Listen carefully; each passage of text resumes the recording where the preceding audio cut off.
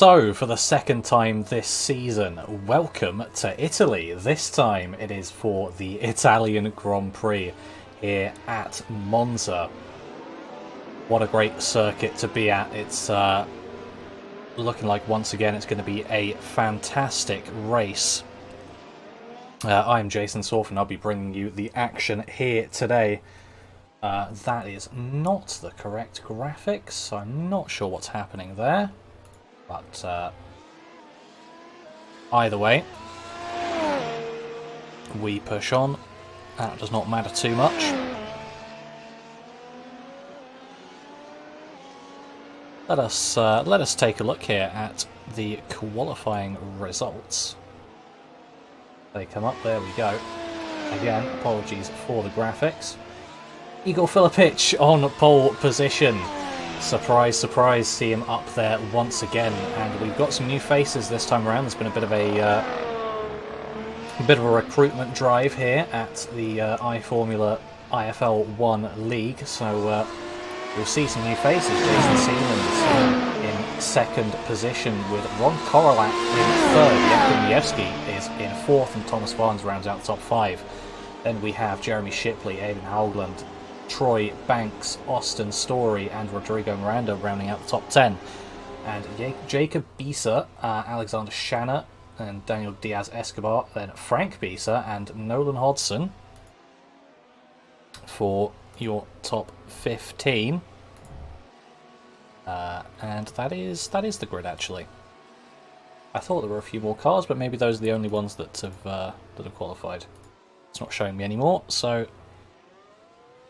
we will take it as gospel. So, let's also have a look at the Drivers' Championship. Igor Filipic once again up at the top. This is starting to become a bit of a running theme. After 6 rounds, he has the top step at the moment. Jeremy Shipley not too far behind, although there is a bit of a gap, and Thomas Varnes rounding out the top 3. You've got Jakub who is here today, and Christina Ryan, who isn't here today. And then Daniel Diaz, Aidan Haugland, Rodrigo Miranda, JJ Gonzalez, and Luis Pallone rounding out the top 10. A few of those names not here today, which is a bit unfortunate, but we've still got a decent grid. Quite a few names that we haven't seen so far.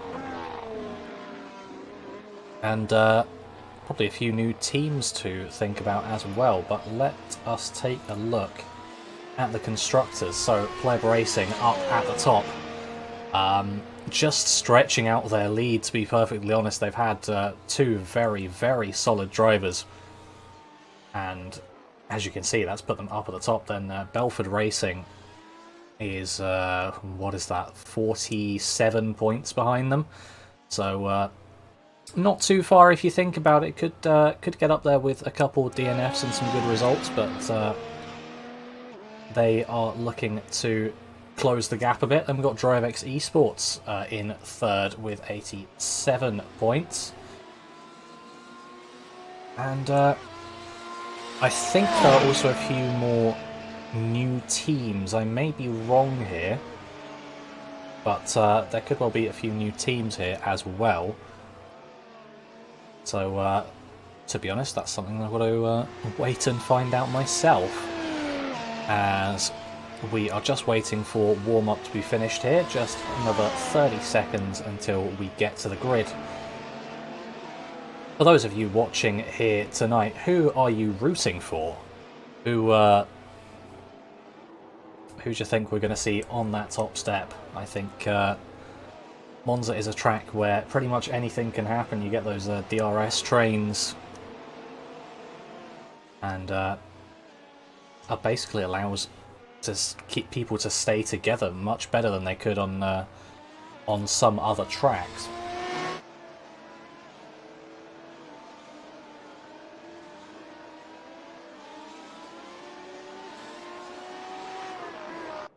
And there we go. Warm-up has finished for them. So now they are all going to be in order. Let's get the grid up, as there were a couple drivers we didn't see. Anyone past 15th, so it's Christian Groyler in 16th, Demaris Hickenbottom in 17th, and Rory Collins rounding out the grid in 18th position. So, everyone gridding up, just waiting for the last few people. And then we can get this Italian Grand Prix underway. Going to be 53 laps here in the park of Monza, just outside of Milan. Still just waiting for a couple more, one more driver to grid up, and there we are. Everyone's on the grid. Pretty varied tyre strategies from the start. And here are those 5 lights. We are green. They all get away pretty well. Look at that. They're just all completely strewn across the track. Igor Filipic making the most of that. And Jeremy Shickley is already up 3 positions. He's going to be challenging for 2nd place against Jason Siemens. And not quite making that work. He's going to have to defend from Jakub Majewski here. It looks like they were clean through turn 1. Majewski going to be able to go for a move. No, he is not. Let's have a look at this melee here. Looks like I'm really not sure who that is in front. Jacob Bies has had a bit of a spin. So he's going to be dropping to the back of the field. And here we're focusing on mid-pack battle. Looks like Austin Story's gone a bit wide. That's going to allow Alexander Shanna through. Can Troy Banks make the most of it as well? They're going to be side by side, just getting that one done before Ascari. And all pretty clean, pretty good so far. Austin Story's dropping back. I'm really not sure why that is. He's going slowly on the left-hand side of the road. Didn't come up to say he crashed, so maybe a spin for him there. As Avon Haugland is now being challenged by Thomas Varnes. He's going to pull out to the right-hand side. He's going to be able to make the move stick into turn 1. There we go. Yes, he is. Zappa up into 6th place for Thomas Varnes. Jeremy Shickley would have liked to continue his upwards trend from lap 1, but he's got Jakub Majewski right behind him, who's looking into the 2nd chicane. Not going to make that one work there, as he's now off. He's spun on the exit. Can't see that on that camera angle. There we go. He's going to have to rejoin the track, and he's going to be all the way down in 15th when he does. So that's going to be some work for him to get back up the pack. Rodrigo Miranda here having a look at Alexander Shanna. Might be able to make a move into Ascari. Actually, looks like Diaz Escobar is going to make a move into Ascari on Troy Banks. Is he just about? Banks runs wide. He's going to have to cut the chicane. They managed to keep it clean through there. So there's some melees going on here as into Parabolica. Rodrigo Miranda had a look. Not going to happen for him though. I realise I didn't have the timing sheet up. There we go. Troy Banks is dropping back a bit as well. That's going to have been a half spin out of the final corner. And we're side by side for a decent amount here. Alexander Shanna trying to switch back on Miranda, who got past him on the straight. That's not going to work out. So many cars into turn 1 here on lap 3. And then managing to keep it clean. Jakub Majewski making his way back through the pack. But does Christian Groyler have something to say about it? No, he does not. He's having to defend from behind. Troy Banks right on the back of Frank Beasley coming through the Lesmo. Someone's wide. That's Groyler. And he's wide again through Lesmo 2. He's going to hit the wall. That's going to be him out of the race. He's come back onto the track. Just about not hitting anyone. He's going to have to return that to the pits. and that's going to be either a lengthy pit stop or him completely out of the race, unfortunately, on lap 3 of 53. Three-way battle here as Jakimiewski is trying to get past Banks and Bisa, but they're trying to go side by side through Parabolica. Oh, there's a bit of contact there between Banks and Miewski. Hopefully that's not any front wing damage. Just trying to have a look. Doesn't look like there is. Diaz Escobar is going for a move on Alexander Shanna. That gets done through turn 1, as does Banks on Bisa. And looking up at the front, Jeremy Shipley is very much so under pressure by Jason Siemens, and Igor Filipic has run away. Oh, finally I can take a breath on lap 4. But look at this, Hickenbottom and Jacob Bisa going side by side. A lot of curve there for Hickenbottom. Someone was spun out. That's Miewski again at the second chicane. That is really unfortunate for him. He's not going to be particularly happy about that one, as it's going to be an even harder fight back now. He is 2.7 seconds off the next car and 23 seconds off the lead. But let's go back here. Nolan Hodson is under attack from Frank Bisa. He's made that one stick into Parabolica, but is there going to be a switchback? Looks like there is. Who's going to get the better run out of the corner? Looks like Austin Story. He wasn't in the initial battle, but he is here now, having DRS. Going to try and take both of them on the start-finish straight. Not going to be quite done by turn 1. Does he get it done through turn 1? That's not an ideal line over those curbs, but still managing to get that one done.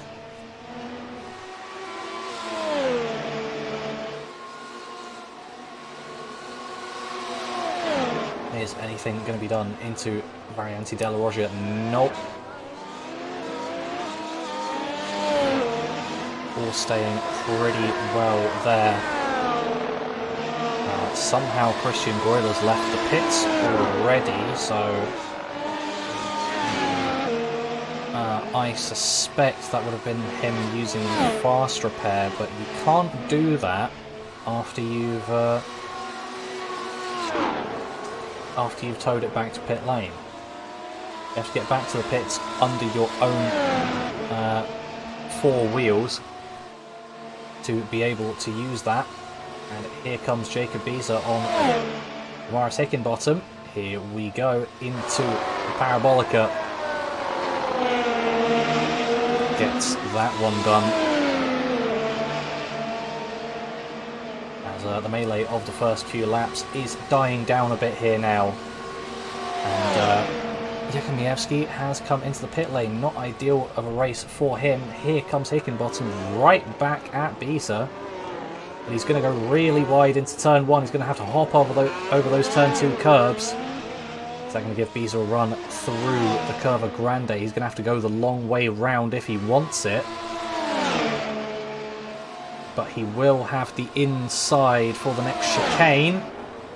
And Hickenbottom very smartly backing out of that one. As we'll probably just be able to stick on the back with some slipstream and DRS. And get back at him slightly later. Who was that on the grass in on the straight? Is that Siemens? Rather interesting.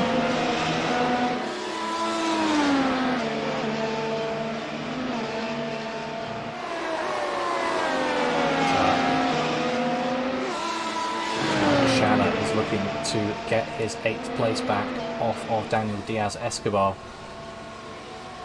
He is going to have DRS down the start-finish straight. Is he going to move out to the inside? Yes, he is. He's going to go down the inside of turn 1, able to get that done before turn 2 even, but he's fluffed up the exit slightly, and that is that position gone, and another position to Troy Banks gone. That's highly unfortunate. Looks like something's happened to Jakub Majewski. Again, the wrong graphic, but coming through Ascari, it just spins and hits the wall at Ascari. That's unfortunately him out or very far back.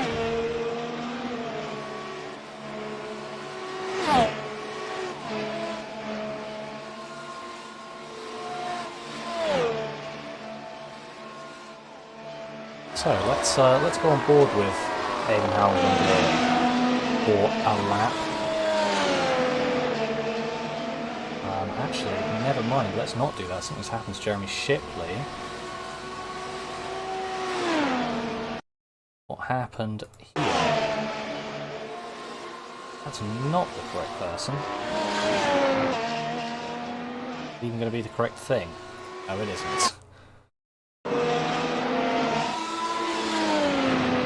Go. Ooh, must have had a spin out of that's the Parabolica. Right, well, let's do what I said we were going to do now and get onto the T-cam of this Mercedes W12 to see it from a ground perspective,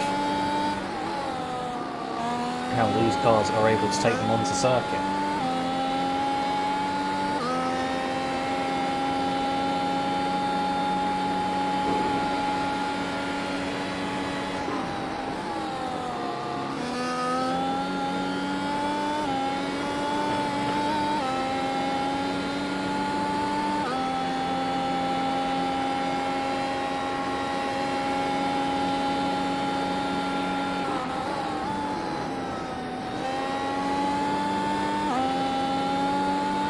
If it wasn't for those chicanes, you'd be taking the entire lap in 5th gear or above.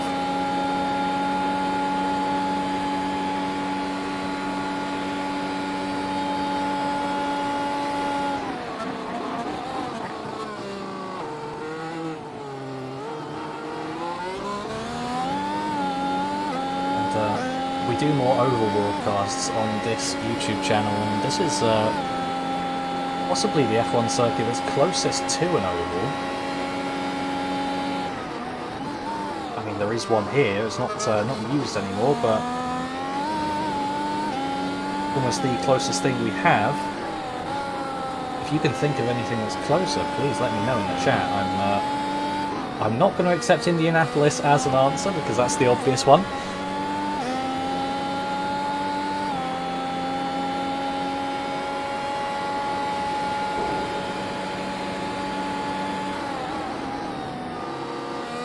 But if you can think of another one, then do let me know.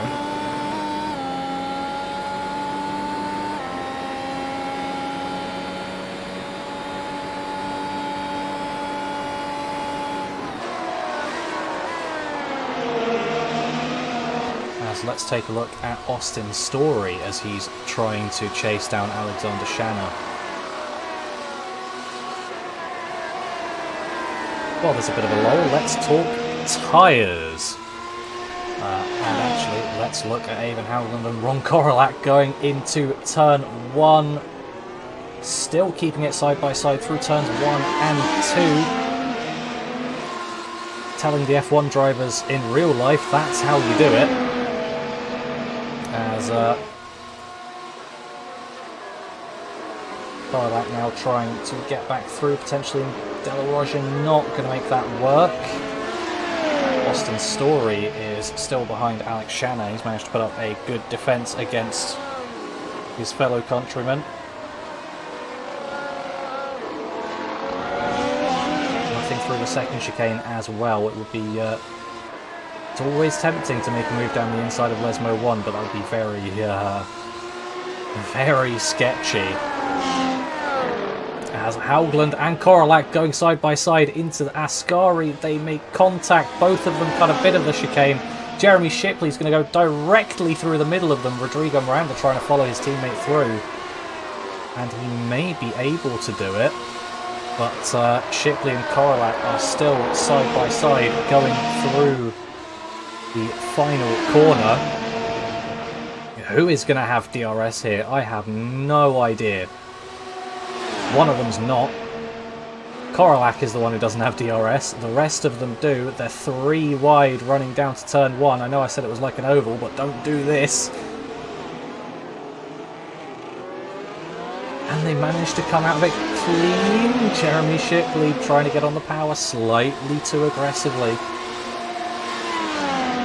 That's unfortunately what happens when you do that in this car, but he's managed to keep it pointing the right way. That's always a plus. Even Haugland now trying to get into this fight.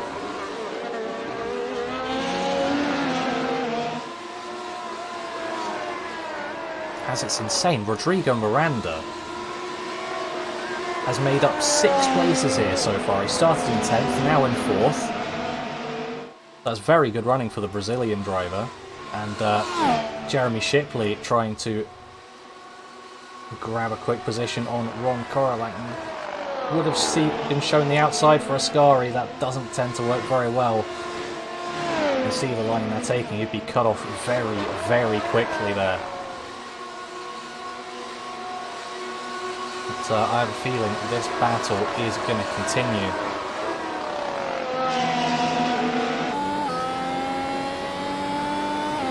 I think best seat in the house at the moment is Aidan Howland. He's going to have the DRS and be able to watch the action unfold at turn 1.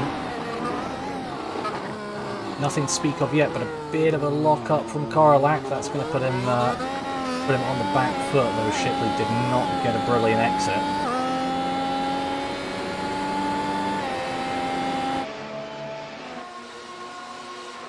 And while all this was going on, Thomas Barnes has slowly made some gains on Jason Siemens in that very Brawn-esque car, to be honest. I really like that. Have to see what team it is, I'm not quite sure.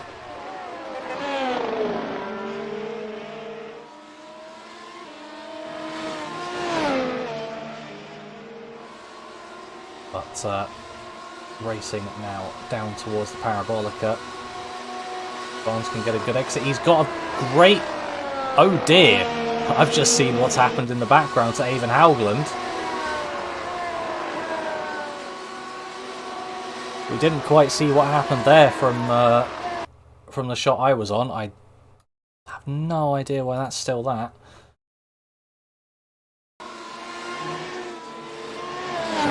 We'll just lose on the exit of Ascari. It's taking another victim. And unfortunately that is going to be Haugland out of this race. I think I know the wrong things are showing up.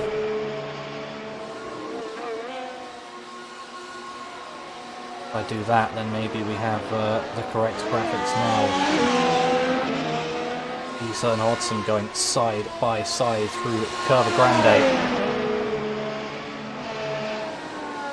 Bisa's got the slight track position here, but Hodson could go for a dive. It would be a risky one.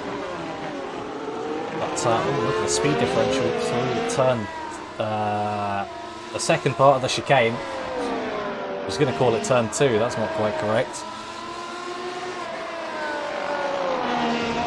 But nothing able to be done here.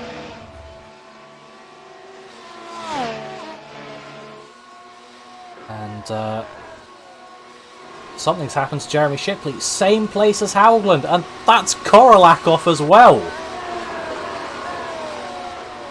How have they done that? Yeah, sure, that'll do for the replay graphic. Shipley. Ah, that's how they've done that. Shipley, unfortunately, getting it all wrong. The exit of Ascari, and Korolak just sort of following him in.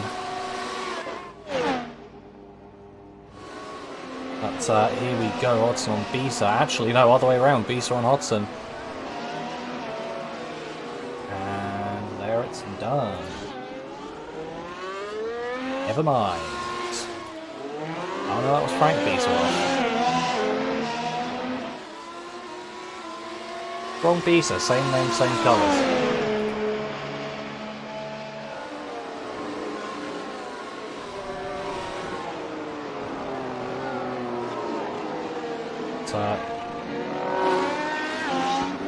Oh dear. People do not like this Monza circuit, do they? Oh, he's lost that wheel earlier.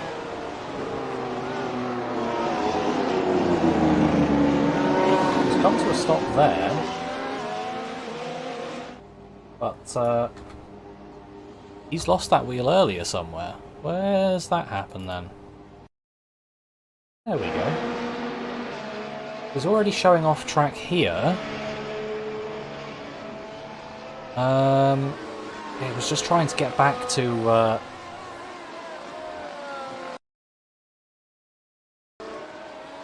so there he seemed like he had his wheel, but it really didn't look good. Was there potentially contact between himself and Vance? Oh, looks like there was under braking. Under braking, Siemens just sort of had a bit of a tank slapper. Went into Vance. And fortunately lost the car into that inside barrier just before turn 3. And tried to get back under his own steam, but unfortunately, driving on 3 wheels, that's never going to go too well for you.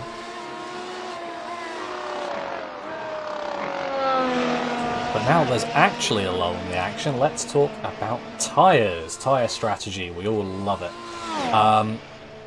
Igor Filipic, Thomas Vance and Troy Banks, your top 3 are all on mediums currently. Then Daniel Diaz-Escobar and Austin Story are both on the soft tyres. Shanna is on the hards. Jacob Beeser's on mediums. Hodson's on softs. Frank Beeser has gone for the hard tyre. So a different strategy to his teammates. And presumably some sort of relation. I'm sure I'll find that out before our next broadcast. Damaris Higginbottom, we can see on the medium tyres. Rory Collins and Rodrigo Miranda are both on hards. And those in the pits are unfortunately out of the race. Because from what I know and have seen, you can't repair a car when it's got one wheel missing.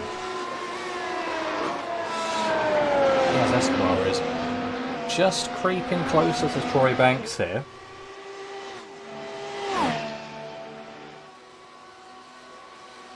See whether he can make anything of this.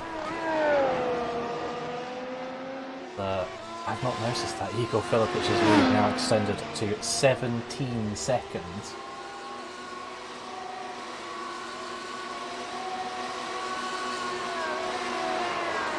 So, really quite the lead for him there. As is Escobar going to have DRS? He's within a second now, but was he at the protection point? No, he was not. So I'm not going to get it there, but with a good sequence of corners, he'd be close enough. Looks like he has gained there massively, actually.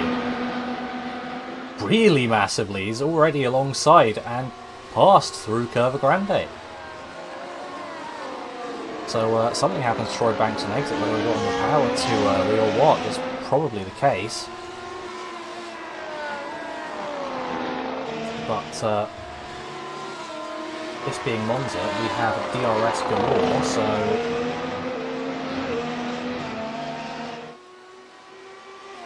we're waiting for the DRS zone. Here it is. He's going to go for a move down the inside at Ascari. Not going to try it here, going to be patient.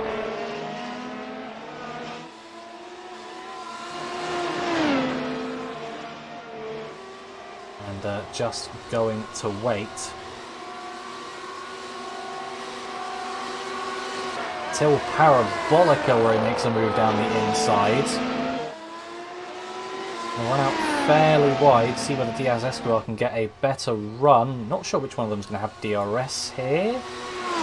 It's going to be Banks, so he's going to definitely use that to his advantage. Trying weaving slightly to break the slipstream, and manages to keep it ahead. But not a good line through turn 1. And turn 2 is going to be compromised, so they're going to be side by side. But Diaz Escobar getting that one done just before the Curva Grande. Maybe Banks trying to have a look down the inside at Variante del Roger, but no. Doesn't tend to go well for people. Not going to do it.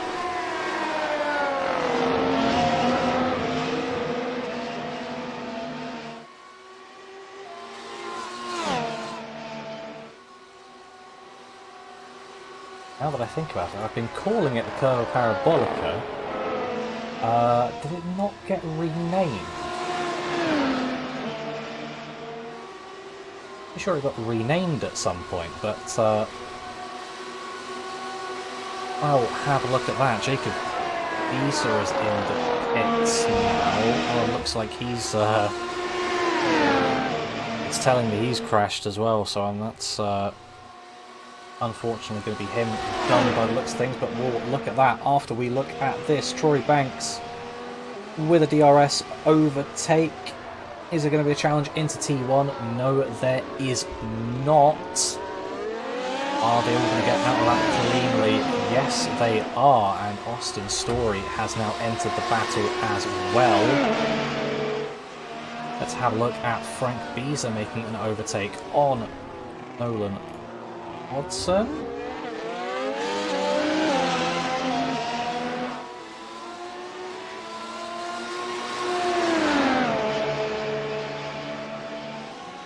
And apologies to Christian Groyle, because I believe I've been saying your name slightly wrong, but we do try. I will correct myself for the next times.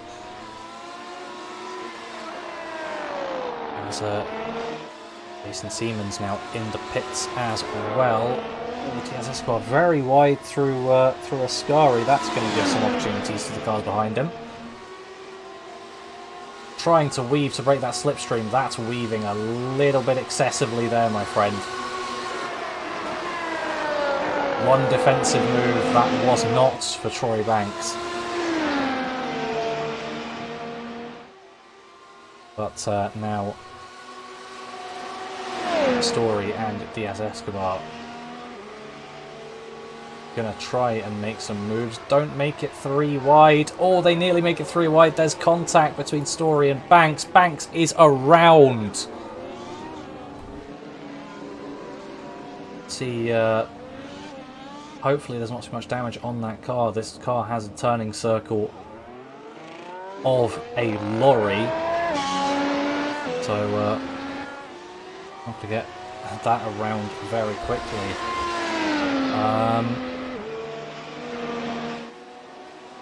So let's take a look first of all what happened to Jacob Bisa. That's Ron Korolak in the pits. That's correct. Oh, there we go. So what's this? Lesmo. It's going to be Lesmo 2. Just spinning it on the exit and into that wall. If this were real life, would have had many safety cars. Jason Siemens has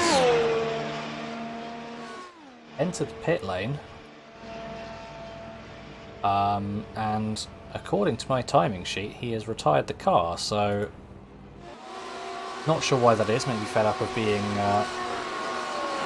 down and out of the points, but either way he will not be in this race any longer.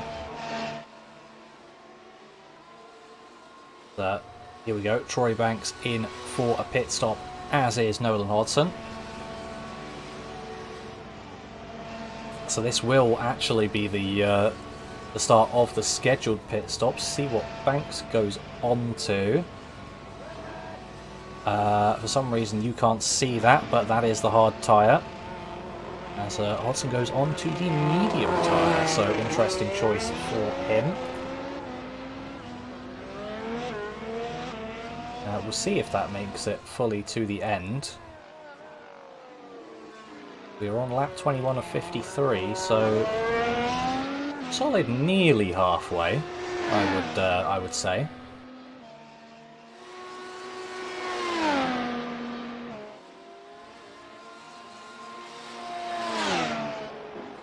But during this slight lull, let's hear a word from this channel's sponsors. Jones Race Setups, if anything happens, I will update you afterwards. Be back in a few.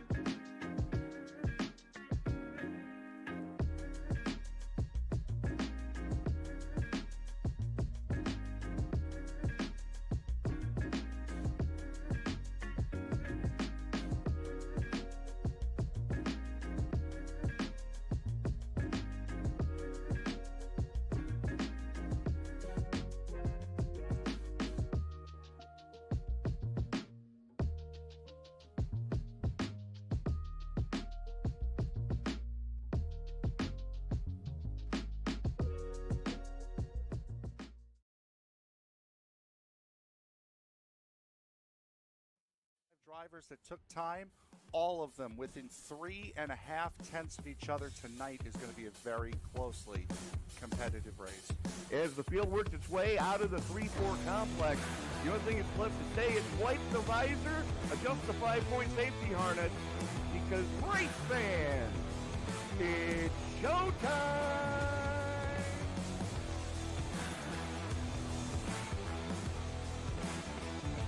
Amazing looking cars already. Green flag will fly.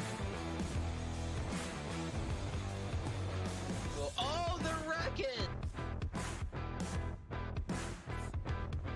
Well, one thing that you're going to see at this track that we haven't seen the last few weeks is a surface that's multi-group. I think this is the first multi-group surface we're going to have. After an amazing race at Daytona, we now come to the West Coast and Auto Club Speedway in Fontana, California for the second round of the Way She Goes Racing League Cup Series.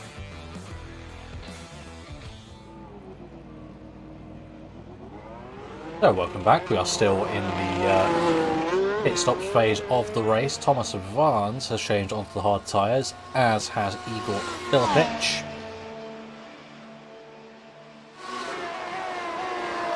Speaking of Vance, he is now directly behind Shannon. Vance on a set of new hard tyres. Shannon has been on his hards since the start of the race. And Vance going to go for a move at turn 1. He's got that one done before the corner. Nicely made.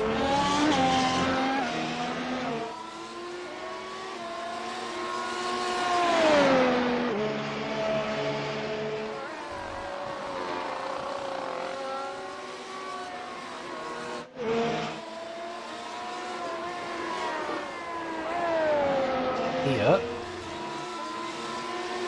see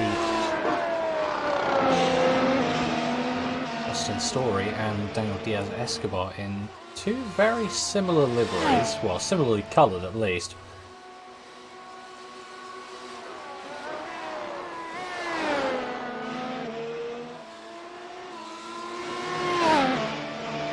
There are differences. I don't believe they're teammates. I don't think Austin Story has joined DriveX Esports, but It could be proven wrong.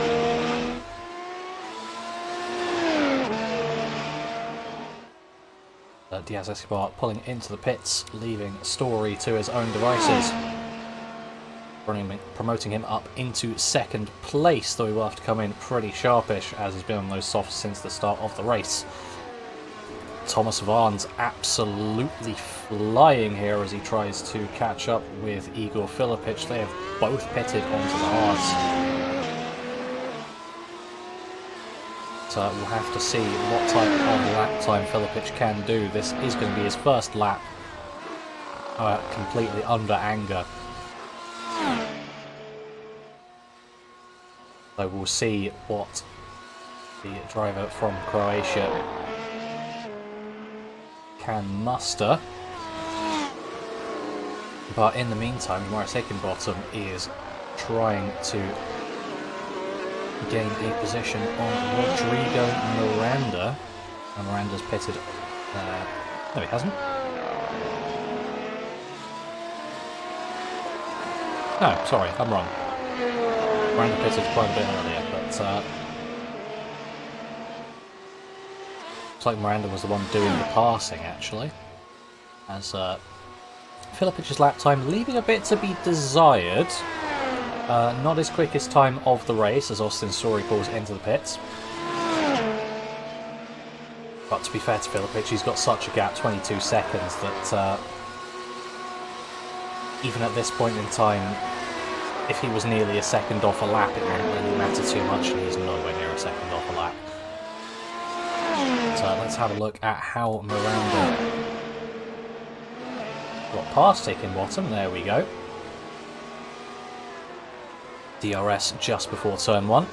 That is how you do it at Monza. The Story coming out on... those are medium tyres. They look like hards to you, but they are mediums.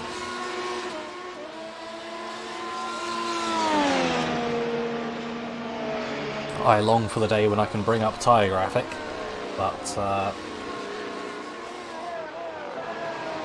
there we go. And if you're looking for any more action, we have quite a lot going on today as Igor Filipic sets the fastest lap of the race by a solid 6/10, a great lap for him. But if you're looking for anything after this, then the ISNF Cup Series is currently running at Charlotte for the Coke 600. So full-length race for them this week. That started... well, the race probably started not too long ago. It's going to be running for another 4 or 5-ish hours. And Fired Up Esports League is going to be at Bristol from 7:25 Eastern. And Sunday Night NASCAR rounding off our schedule for today at Martinsville. And I didn't see anything scheduled for Monday, but Tuesday at noon Eastern time, a lovely lunchtime race from the Night Shift Racing League, where you'll be hearing my lovely voice commentating over that at Gateway. So that's what we have coming up on the channel, but what does this league have coming up? If I can find the schedule. There we go, I found it. So having an off week next week as scheduled, then we will be in Belgium for the Belgian Grand Prix at Spa-Francorchamps. So check out this battle actually for a minute between Story and Hickenbottom. I think it's mainly going to be Story just getting past Hickenbottom and trying to run away into the distance. He's going to have DRS, finally opening it up. He is going to be passed. Always an opportunity to look into turn 1 if you get past here, but it would be a brave move. That's me using my nice words. That's actually going to bring Diaz Escobar within DRS range as well. But yeah. So Spa for round 8. This is actually the halfway point in the season. I didn't realise this. 14 rounds. This is round 7. So welcome to halfway. Yes, Spa, same time, same place on the 24th of April. Then 1 week after that, we go for the Northern Grand Prix at Watkins Glen. So that's going to be an interesting one. At least I believe it's Watkins Glen. I need to quickly check that, as it's not descriptive from the name. Yes, it is. So, to be our second round in America. Rather like real Formula 1 for 2 rounds in America. Soon to be 3 with a bit of an interesting track at Las Vegas, but here we go. Daniel Diaz Escobar going to try it around the outside. He's going to be forced around the outside actually, but managing to get it done before turn 1, so line isn't an issue. He's just been given the racing line. As it may look like Hickenbottom's going backwards, but let it be known he's still having a great race, up 9 positions. Still to pit, but with the people being out, he's still going to have a really good result here. Potentially on for points. So it's going to be good stuff for the American driver. As let's just have a look at how far the pitch is doing, shall we? And, showing again why he is the championship leader. He had a few races off, and even then he's so quick that he is just the one to beat here.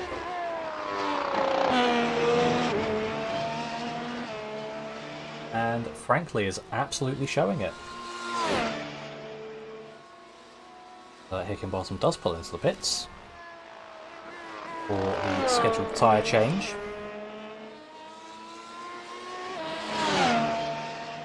As we have support in the chat for Austin's story. So thank you Leo Bonacasa for the support for the American driver, whose team I will have to find out. I may go to check on Discord. Let's see if I can find it.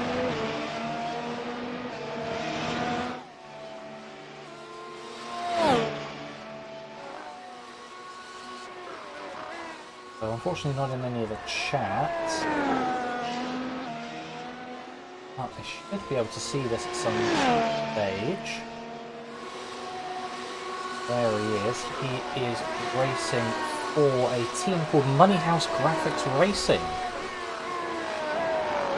So it's a new entry, and we'll be seeing that on the Constructors Championship in the next race at Spa. Providing he gets a points finish here, and it's looking pretty likely. Currently running in 6th, running a nice race up 3 positions, but speaking of going up positions, Frank Beeser is up 10 positions, as is Rory Collins.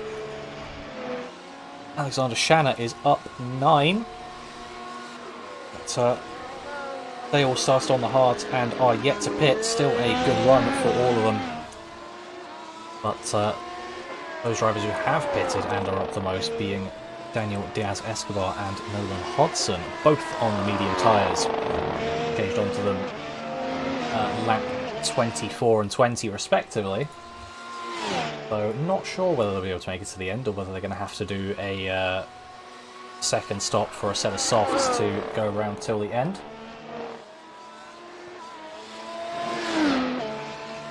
But that we shall see.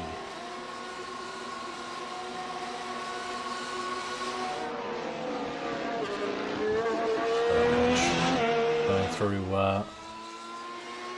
second chicane and onto the Lesmos now. See if I can follow him with some stationary cameras. There goes Morris Hickenbottom.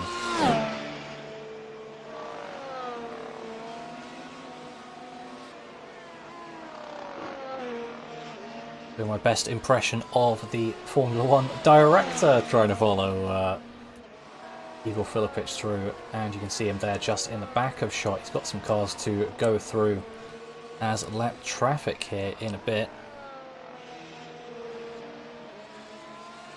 And there he is.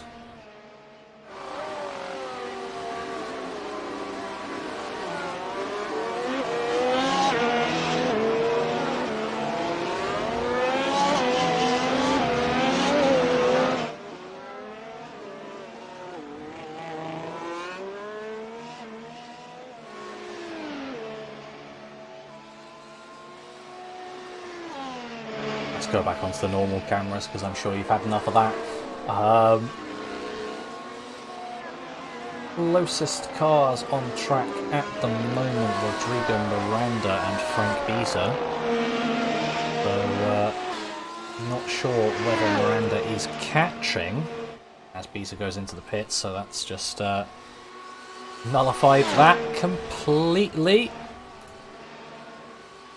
But it's fine, because Austin Story appears to be doing some catching of his own on Rodrigo Miranda.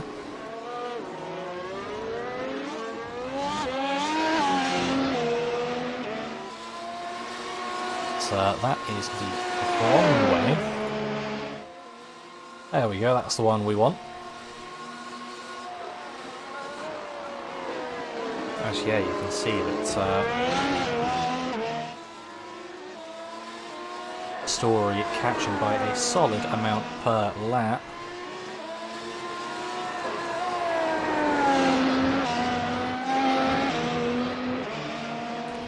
Let's get some onboard shots of the driver.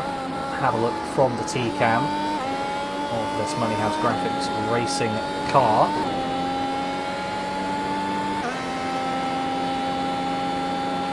Admittedly, he has fallen away a bit here, so maybe having to push a bit to catch up to the Brazilian driver ahead of him. So he does have a distinct tyre advantage. It's not, doesn't matter too much around here with the effective lack of tyre eating corners. Really, that's a turn 1 curve looks rather nice in this game. So I thought that was a devilish curve in real life, but Troy Banks has just got past Nolan Hodson. I've missed that one completely, but could Hodson make a move back? He does have DRS. So he's going to sit in the slipstream, pull out at the last minute to the inside, try and make a move down at turn 1, locks it up a bit. He's going to have to go right in front of Banks. That's going to stop him. Banks nearly rejoining into the Morris Hickenbottom, who is the person who is ultimately going to gain the most from all of this. Back up into 9th position. But that has effectively reset this battle here. But look behind, in the shadows, lurking Igor Filipic to come and lap these drivers. They will have to move out of the way, but currently they're side by side into Ascari. And there you go, Hickenbottom letting off to let his new teammate through. And presumably will... Okay, going straight back past again. Or Igor Filipic doing his best Sebastian Vettel impression here. Blue flag. As coming across the line He's going to get past Hodson. Doesn't look like Hickenbottom's planning on yielding just yet. He'll have to yield eventually, but he's going to want to do it in a way that he doesn't lose too much time to those behind him. There he goes.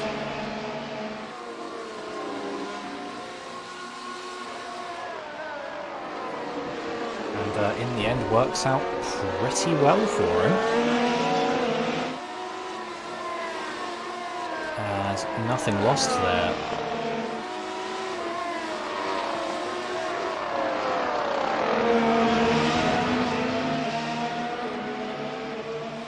So run down to Ascari, who is going to have the most straight line speed. It's going to be Hodson for now. He's going to go around the outside once again of his teammate, who's letting him through a bit, but he also let Banks through. I'm sure he didn't mean to do that. But maybe actually just trying to get out of the battle because he thinks it might be a bit risky. Banks not going to be close enough to do anything into the final corner, Parabolica, as Rory Collins has finally come to the pits. As Banks now DRS down the start-finish straight towards Rettifilio. And there you go. There is move done for Troy Banks.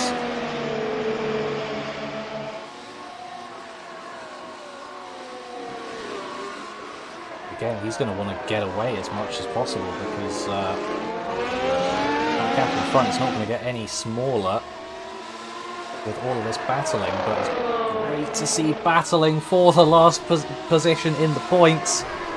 Side by side through Lesmo 1. I said it was tempting to make that move, but I didn't expect anyone to actually do it. Tried it, kept it clean, didn't quite work, but still directly on the back of Banks, so it clearly wasn't too bad for Rowan Hodson.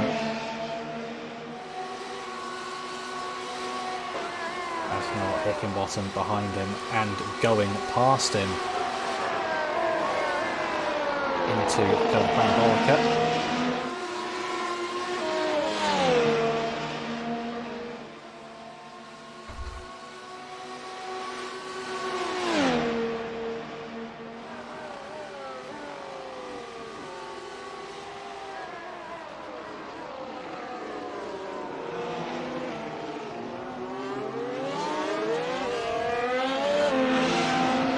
Changes into turn 1, and I knew I was correct that Parabolica was renamed at some point. It was renamed after 5-time F1 Grand Prix winner Michele Alboreto.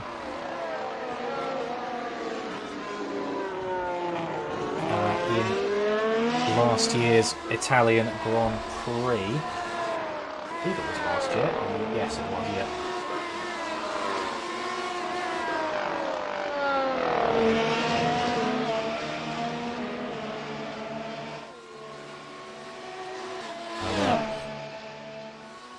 Troy Banks has done what he set out to do and run away.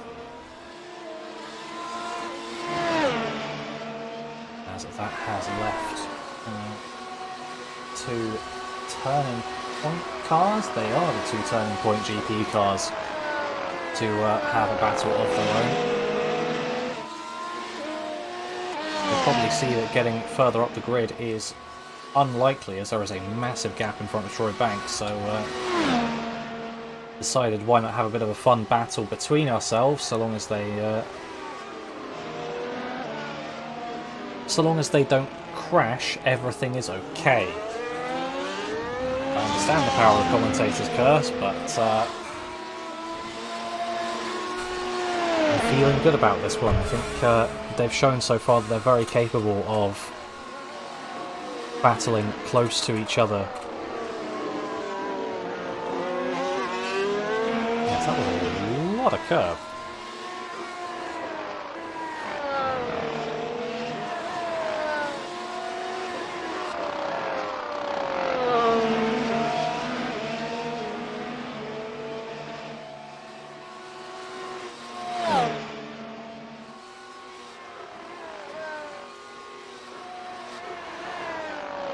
Getting pretty close with the help of DRS.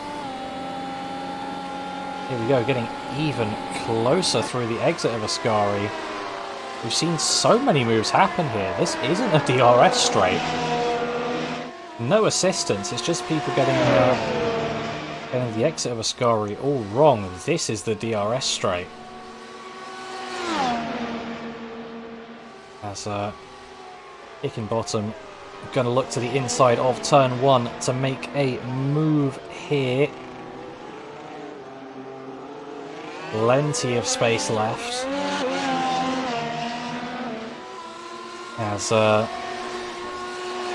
again, a collision between teammates would not be what you want, and it wouldn't just take out one of your cars, it's both.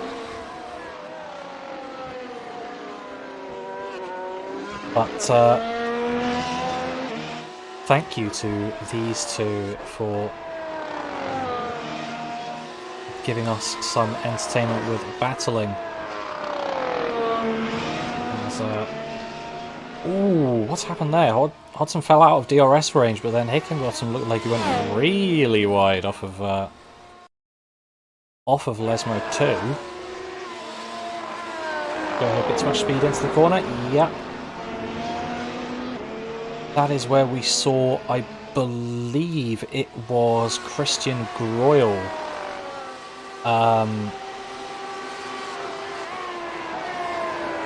Crashing. I think I'm correct. We'll have a double check on that one, but after we see if there's going to be anything into turn 1. It does have DRS, but had pretty much no run, to be honest, so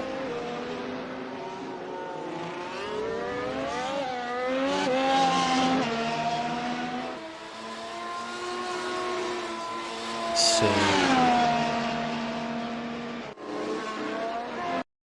Oh. Trying its best to yeah, there we go, that's it. That is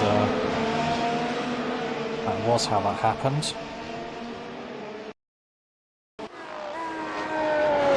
So Hickenbottom doing very well to avoid going into that barrier as well. Alex Shanna, the last one to pit of the bunch, off the hard tyres onto a set of soft tyres. Has come out in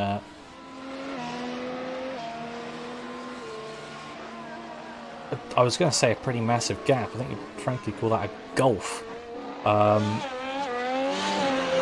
Plenty of space in front and behind. Those soft tyres presumably going to be better than those 10-lap-old mediums of Bisa behind, and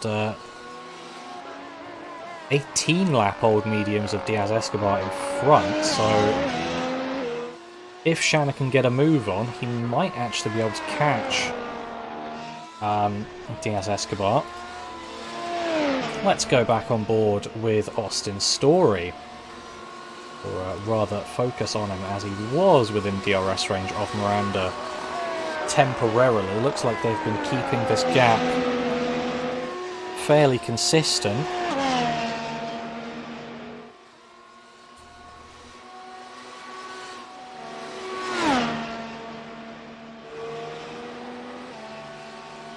As yeah, sometimes Miranda's been gaining, sometimes Miranda's been losing.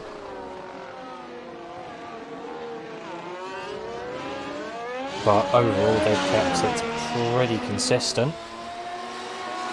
So I'll keep one eye on that, and keep one eye and the cameras on this battle that we're coming back to. Once again, Hickenbottom and Hodson, the two Turning Point GP teammates, are once again running pretty close to each other.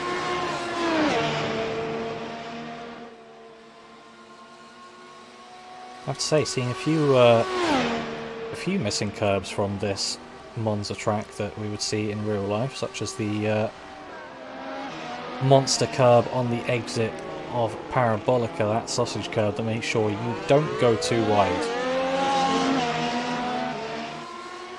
And I forgot who it was that went into the fence there. It was some lower formula car. Did actually hit that and went off into the catch fencing, but everyone was okay in the end. Though because of that, there was quite a lot of backlash on that curb.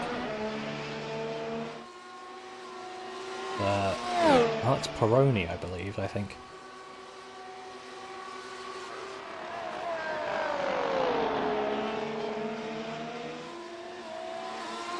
Let's see who's going to get the better exit out of Ascari this time around. It always seems to be the leading car that gets the worst exit. He's taking bottom right on the back of his teammate now. Going to want a good run out of Parabolica. With a bit of DRS assistance, that looks like it's going to be good enough. Let's see, which side is he going to be able to go to? It's going to be the... I was going to say it was going to be the right-hand side, but there must have been some heavy ERS usage from Nolan Hodson. As he managed to keep his teammate behind, as we are now inside 10 laps to go. So, closing stages of the race. This is where it all counts. Just been setting yourself up to here, and Igor Filipic has set himself up brilliantly, because basically keep it on the track and you've won. Here we go, DRS into Ascari. Damaris Hickenbottom going to pull to the left hand side, bit of grass there for Hodson. Hickenbottom making the move into Ascari, not going to be the best line though. So he's going to be looking behind to see if he's vulnerable, trying to break that slipstream. And so close together, but a move into Parabolica is not really the ideal place. The ideal place is going to be here, though Hickenbottom's exit looks like it was much better. I don't think there's going to be an opportunity this time around. As Hodson goes into a bit of a half spin there. So he's going to have to make up some time to get back in the DRS range. And speaking of, Austin Story has unfortunately fallen out of the DRS range of Rodrigo Miranda. You can see here now a roughly 2-second gap between the cars.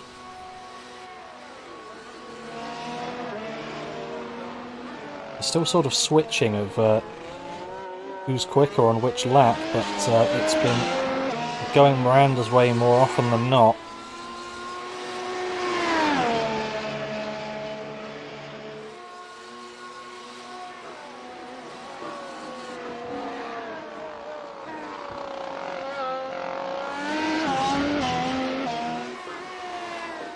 And Filipic is once again in the pits. I'm not sure how much time you lose from pitting. I'm assuming it's less than 30 seconds, otherwise I wouldn't have done it. But this is 100% going to be a set of soft tyres to just try and guarantee that fastest lap. He already has it. It's just trying to guarantee it, sort of entering in the middle of that battle between Hickenbottom and Hodson, so he's going to have to clear Hickenbottom before he wants to go for his fastest lap attempt.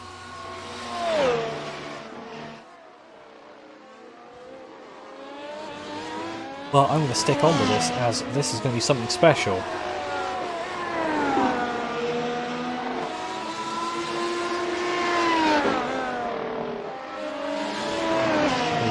Already see the pace that he has. Utilising the DRS to once again put a lap on Hickenbottom.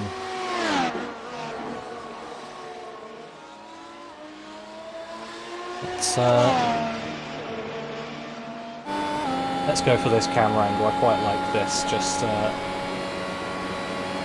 off to the side, you get a good view of the steering wheel. I'm not sure if what we see on the steering wheel is accurate ERS-wise, but he is in attack as far as the steering wheel goes, so if it is accurate, absolutely going for it.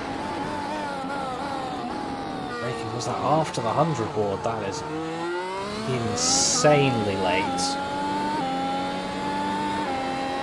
It's always crazy after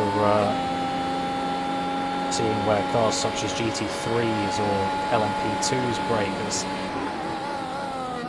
insane how late you can brake in these cars. Quick left and right of the chicane. Already powering out towards the Lesmos. A couple of gears down. And once again for Lesmo 2, a couple of gears down. Powering out, absolutely flying. You get a great sense of speed with the trees lining the track from this camera. Ascari, flick to the right. Sorry, left, then right, then left. So good, it's taking the words out of my mouth. And near enough, in the blink of an eye, we are at Parabolica and running down to the line. What is it going to be? It is a 20.4 for Igor Filipic. So, very much so solidifying himself as the man with the fastest lap. As, that is over 2 seconds faster than anyone else has done. The closest anyone else could come is a 22.6 by Thomas Barnes. Frankly, he's just set that lap. So, good effort from him. But unfortunately, not going to be enough. Something's happened to Hickenbottom. You could just see him off there. Looks like through Lesmo 1. This is Hodson. That's not the correct car. There we go. He's just going to be on the exit of Lesmo 1. Running it through exit of Lesmo 1. Getting onto that gravel. Into the wall. Was he able to get it going again? Yes, he was. Got it into the gravel. Ooh, there is a broken tyre on that one. I'll have to see whether he can limp that back to the pits. No, he's just given up. So not able to limp that one home, unfortunately. After a great race for him. Unfortunately DNFing there, so not able to be in the points. So now it is a case of if you finish, you're in the points. Looks like something happened to Shanna at some point as well. On the run down to turn 1. Probably just going to be a bit of a lock-up and a spin. As now just not quite slowing it down in time. Taking out some of the lovely polystyrene along the way. And in a similar time frame, something happened to Frank Beeson, not exactly sure. I'm probably going to be seeing basically the same thing, because he's still running in a strong 7th place. As, well, that is what I expected to happen to Shanna, to be honest. Power slightly too early, combined with a bit too much speed into the corner. And just looping it.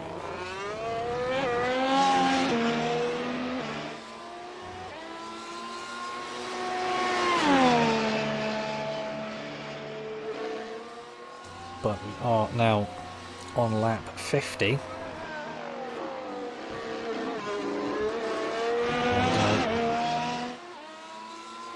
Filipic's gap has come down a bit.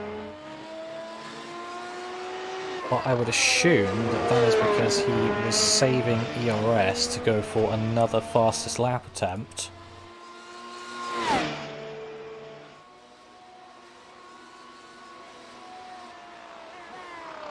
And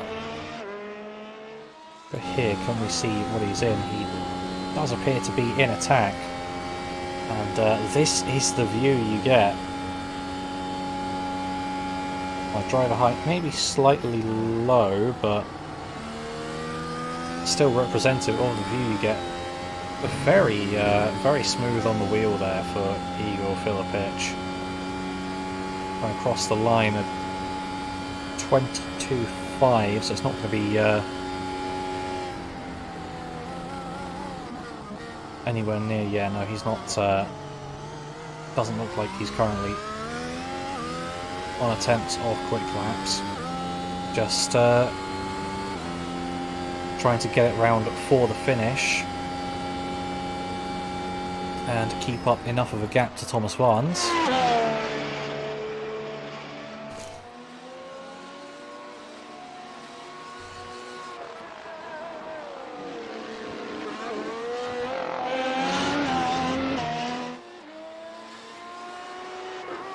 No one really particularly close to each other at this point in time.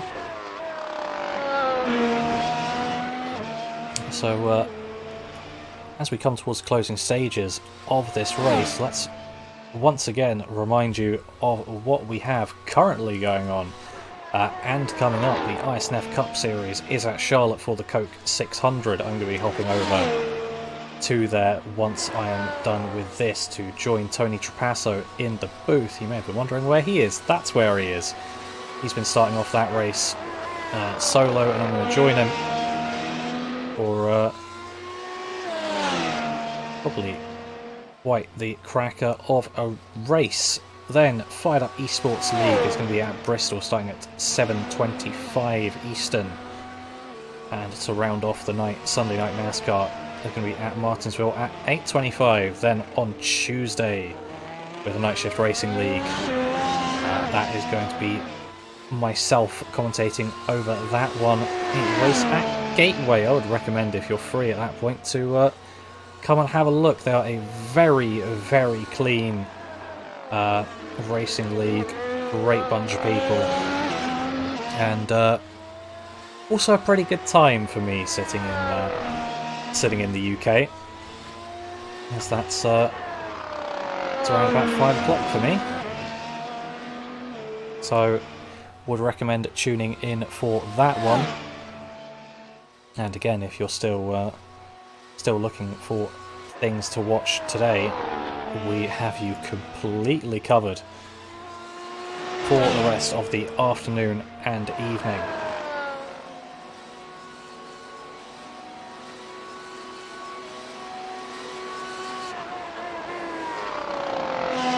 So, white flag is in the air for Igor Filipic. He is starting his final lap of this race. Only about a minute 23 until he has the victory at Monza, the Italian Grand Prix, round 7 of the iFL1 league.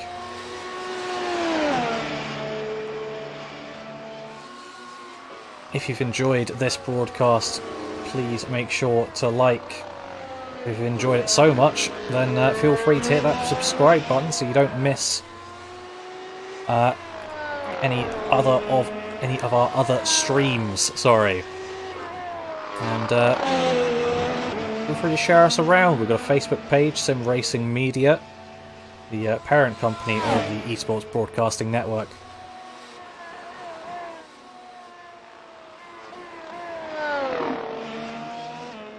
And bringing more great racing to you. As I've said, today, Tuesday, and later on in the week. But rounding out the final corner here, Igor Filipic, lap 53 of 53. He's going to come across the line. Look at him weaving to win the Italian Grand Prix. What a great result. Start to finish. I don't think he lost the lead once in that, so that is a grand slam for him. Thomas Vaughan's coming through for a very respectable second place. And Rodrigo Miranda, 1 corner away from what I believe is his best result so far. Going to be a podium for the Brazilian driver. He's jumped up 7 places during this race. Getting right by the pit wall to celebrate with the pit crew. And Austin Story coming through for a 4th place in his debut in the league. Daniel Diaz-Escobar being the hard charger of today, coming through for 5th. Alexander Shanna in a very respectable 6th position. Frank Bisa in his first race with the league is going to come through for 7th place. Towards the end there, Troy Banks was very much so chasing him down, but not able to get through quick enough, so he comes home 8th. Hodson came home in 9th, and Rory Collins, the final finisher and final points scorer of this race. So that was a really great race to watch. Some brilliant action at the start, and to be honest, great action through the middle and end of the race as well. Hopefully we have some drivers waiting in the broadcasting waiting room, as I'd quite like to get some interviews done. Take a drink of water before I do that, because my voice is suffering slightly.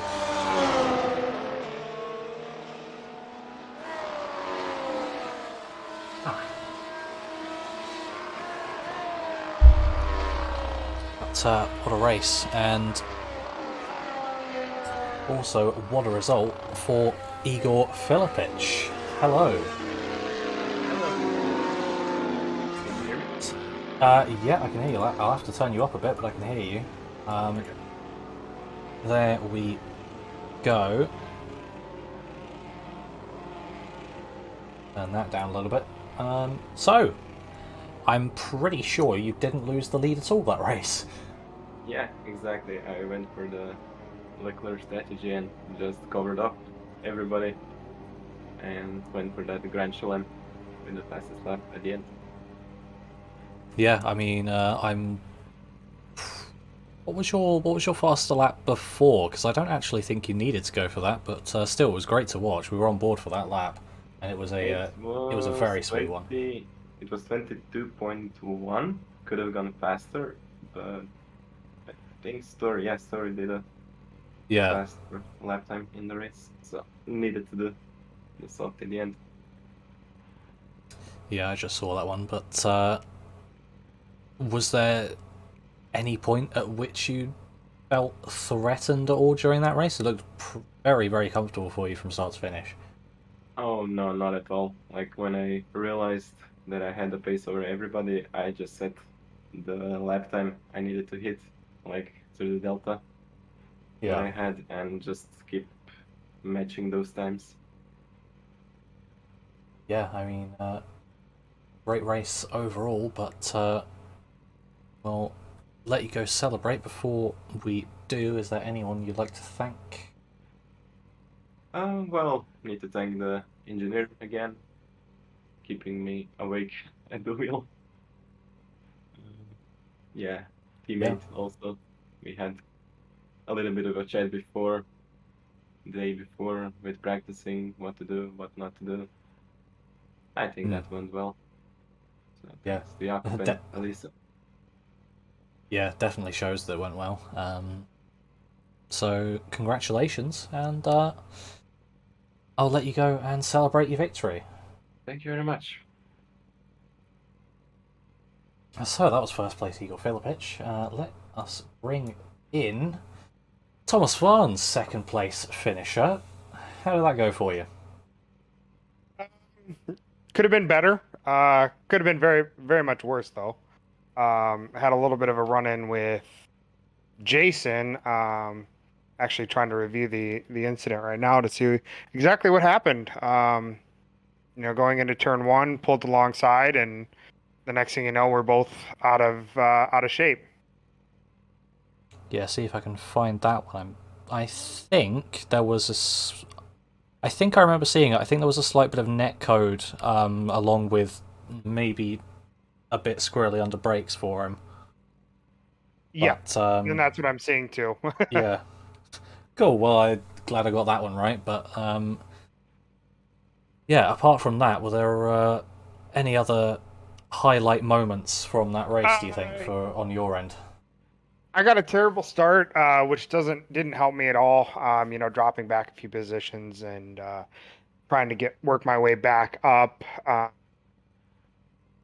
Car had the pace. I don't know if it was on the same pace as Igor or not, but definitely had some pace to it. And I'm happy with the second place overall. So Yeah, it's a great result to pull you into the off week next week. But do you have any thoughts going into Spa in 2 weeks' time?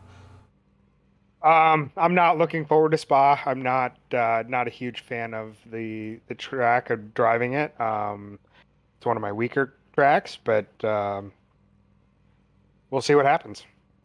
Yeah, maybe a bit of an unpopular opinion, to be honest, but fair enough. I'm not very fast at it. That's why I don't like driving it.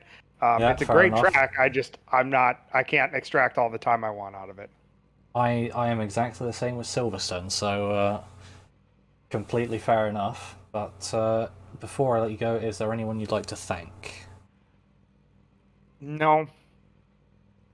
Me, myself, and I. Yeah. Yeah. All the racers, making it a good race. The people who put this on, it's always fun to do these events. I'm glad to see we've got some new faces on the grid with us. So, yeah. Yeah, well, congratulations on the second place. Good luck for in 2 weeks' time. And I know it's not. I know you said it's one of your weaker tracks, but hopefully you get to speak to you again. All right. Thank you. So that was Thomas Vance, and now we're going to pull in the third place driver, Rodrigo Miranda. Hello. Hello. So, third place, up 7. Yeah. Fair to say, that went pretty well. Yeah, it was a great race. I had a really good start. For some reason, no one thought about the right lane, and just me and my teammate went for the right lane, so we got a bunch of spots there.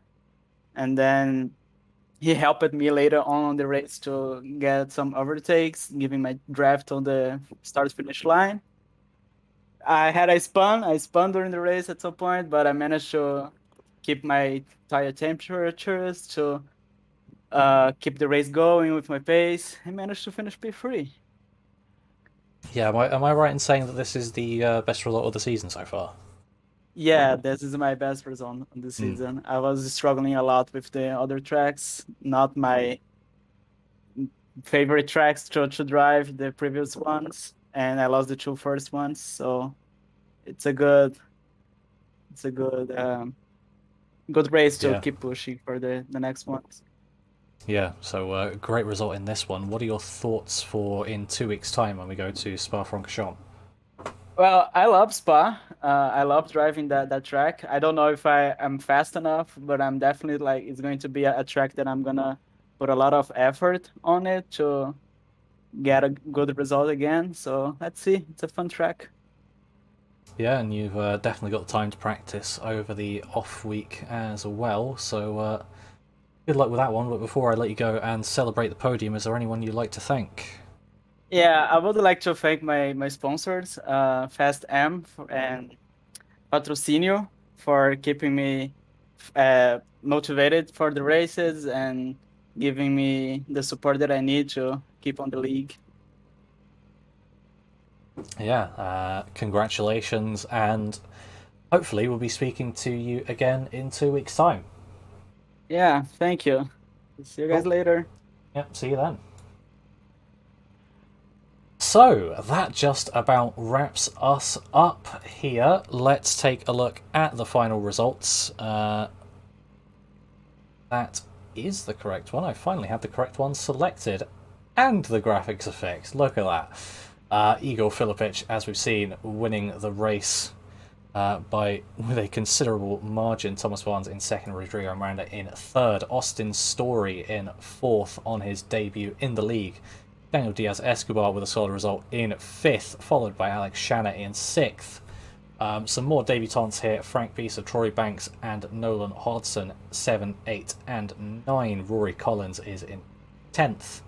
He was the final car to cross the line. Damaris Hickenbottom in 11th, I believe, is still classified. Jacob Bisa in 12th, Jason Siemens 13th, Ron Korolak 14th, Jeremy Shipley in 15th. And it's not letting me scroll for whatever reason. That is annoying. Probably what happened in the qualifying results as well. But I can tell you that Avon Howland was 16th, Christian Groyle was 17th, and Jakub Majewski, well, I'd say finishing bottom of the pile. Unfortunately, he didn't finish, but that is how it goes sometimes. I'm sure we'll see him back in full force in 2 weeks' time. Speaking of, make sure you don't miss that race at Spa-Francorchamps once again. A track with some pretty good overtaking opportunities, some pretty long straights on that one, so fairly easy to stick with people, and obviously the infamous Eau Rouge Raidillon section. And if you're looking for more action tonight, then the ISNF Cup Series is currently live for the Coke 600, a full-length race at Charlotte Motor Speedway. Line Up Esports League is going to be live at 7:25 Eastern at Bristol. Sunday Night NASCAR is going to be the final race of tonight at Martinsville, going live at 8:25 PM Eastern. But for the rest, I have been Jason Sawford, and I wish everyone a happy afternoon, evening, wherever you may be. Enjoy the rest of your days. Make sure to join us here in 2 weeks' time for the Belgian